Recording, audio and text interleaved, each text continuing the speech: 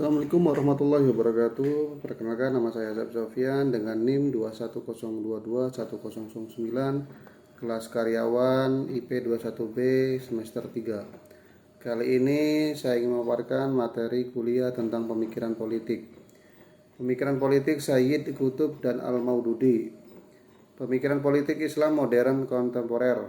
Ada beberapa kategorisasi atau tipologisasi pemikiran politik Islam yang organik tradisional, yang sekuler dan moderat. Tipologi pemikiran politik Islam organik tradisional. Tipologi ini melihat bahwa Islam adalah agama sekaligus negara, din wahdullah. Ia merupakan agama yang sempurna dan antara Islam dan negara merupakan dua entitas yang menyatu.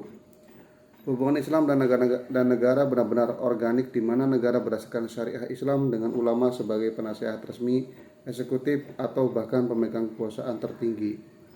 Sebagai agama sempurna, bagi pemikir politik Islam yang memiliki tipologi seperti ini, Islam bukan sekedar agama dalam pengertian barat yang sekuler, tetapi merupakan suatu pola hidup yang lengkap dengan pengaturan untuk segala aspek kehidupan, termasuk politik.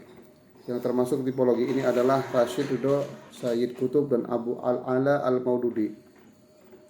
Seperti halnya Rashid Ridho, Sayyid Qutb menginginkan bentuk pemerintahan supranasional atau kesatuan seluruh dunia Islam yang sentralistis, tetapi daerah tidak sebagai jajahan, mempersamakan pemeluk agama, dan didirikan atas 3 prinsip: keadilan penguasa, ketaatan rakyat karena hasil pilihannya, dan permusyawarahan antara penguasa dan rakyat.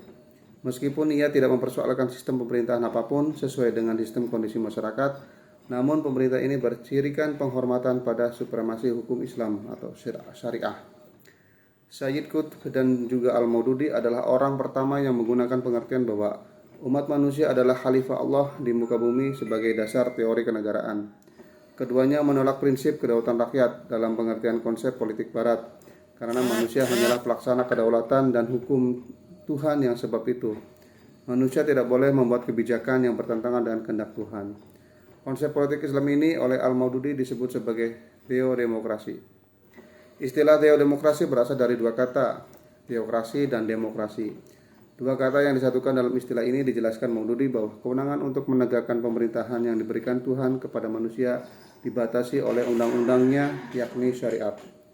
Manusia diberi kewenangan untuk mengangkat dan memberhentikan pejabat yang melanggar aturan Tuhan.